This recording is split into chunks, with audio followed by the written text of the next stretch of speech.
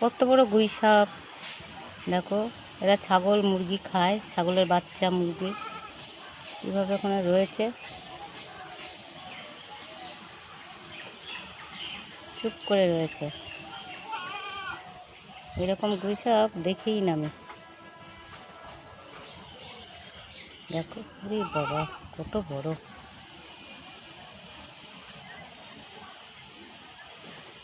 দেখো ঝোড়ের মধ্যে দিয়ে যাচ্ছে। দেখো আমি তো কত সময় ঝোড়ের মধ্যে ফুল তুলতে যাই, গাছগাছালি লাগাতে যাই, আর এরা এই যে ঝোড়ের মধ্যে ঢুকেছে, এই যে ঢুকছে, ঢুকে গেল ঝোড়ের মধ্যে।